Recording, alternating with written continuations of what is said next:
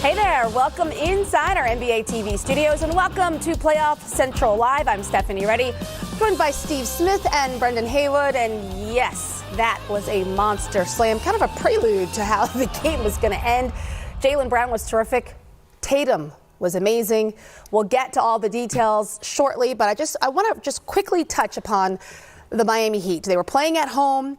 Their starting backcourt went 0 for, and they struggled for the second consecutive game. Steve, can they fix this going into the last game potentially? You know, I mean, there's going to have to be somebody just obviously get extremely hot. I think the problem they have right now is you have the Boston Celtics with so much confidence, and I think right now is you can just see the Miami Heat is they're just searching. I mean, they're the tendency. Right now, they're running P.J. Tucker off the three-point line. They're making everybody go to something that's not comfortable, and it is showing up because there is no space for guys like Jimmy Butler.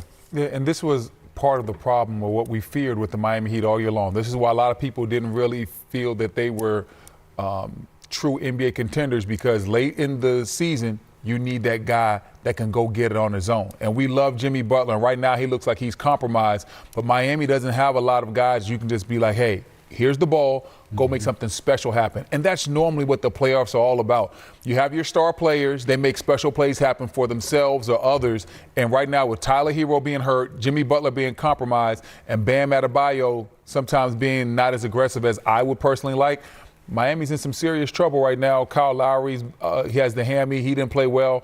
Between him and Strus, they couldn't hit any buckets in that backcourt. Miami's in trouble right now. I don't know where they find offense when they get ready for Game 6. Backcourt 0 for 15. Excuse me? 0 for 15 at starting backcourt, and Victor Oladipo was 1 for 7. Ouch. So certainly a struggle on the offensive end, but I think we must give credit to the Boston Celtics. It wasn't just that they played great defense. They were extremely confident on the offensive end, and it seems to build. We saw that run, Brendan, start at the end of the third quarter and continue deep into the fourth. Yeah, and Boston was struggling offensively themselves, and then they just found something, and obviously they have those special players that I was talking about. Tatum started stepping up. Brown started stepping up. Got huge contributions from Al Horford in this game. So Boston, they didn't look the most polished offensively, even from three. They ended up only shooting 10 of 33 from three, so they didn't have a great night shooting the basketball. We see that incredible dunk right there from Brown, now the 3 from Tatum.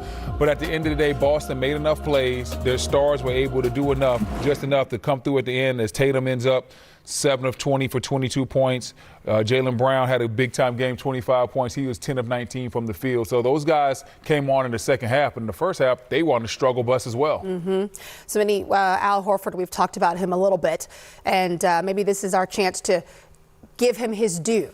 He's a vet. He's wily. He makes the right decisions. He doesn't force anything. He knows exactly when and how to rotate defensively. Offensively, he takes exactly what the team gives him. I mean, I don't know if we can say enough about the importance of Al Horford for this. And you look at his age, his advanced age, B. Wood, and he's coming out and playing extremely hard. There's a lot of incentives for Al. Oh, yeah. I think also for one is you get a chance to watch Al right now is what I love about it. He's spry, he's getting up, he's playing extremely hard. I'm seeing Al saying, hey, I don't know how many years I have left to maybe probably win a championship. Right now, I am smelling blood in the water. I get a chance. To me, B. Wood, defensively is where I am very, very impressed. Obviously, the game, he hit a whole bunch of buckets and threes, but he had his career high. But I think for Al Horford, being able to make plays defensively, one-on-one, guys at the rim, you see him right now screening, and then Al is being able to knock down shots. I think this is really right here, having Al as a big, being able to stretch the floor for the Miami Heat, because when they collapse the defense, Bam's the only one down there to protect the rim, so he got to protect the rim and then get out to Al Horford. And Al just understands how to play, uses angles, and boy, I'm happy for him because he has played the game the right way his entire career, and he hopes he get a chance. You know, you all want that chance to get that ring, B. Wood. He might have that chance. And Al kind of reminds, in a totally different fashion, but just from being a vet that's on the back end of his career that's helping a team win a title, he kind of reminds me of Jason Kidd for our Dallas Mavericks team in 2011, where, we didn't have the same Jason Kidd from when he was an MVP candidate with the Nets and early on with the Mavericks, but down the back end, he was playing like Al. He was playing smart. He was picking his spots. He was having big moments in the playoffs.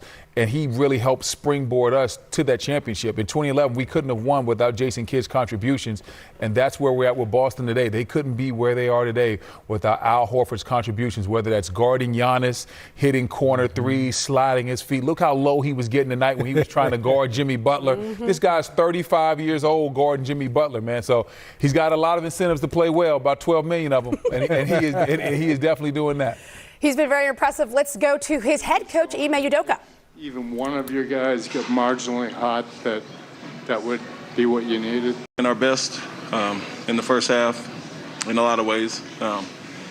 Sometimes that's all it takes, one guy to get back to his average game. But across the board, just too many turnovers, too many offensive rebounds, second chance points, things that we've emphasized. And with that being said, they had 47 points at the half.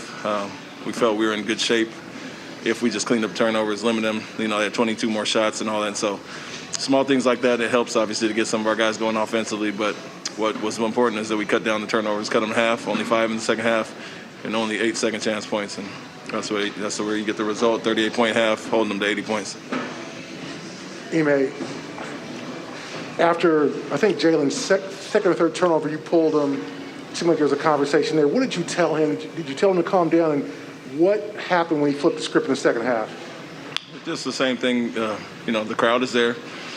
You're acting like you're surprised that they're reaching and poking it from behind, and it wasn't as much like live ball turnovers, us trying to make a nice pass. It was literally getting taken from us. And so be strong with the ball.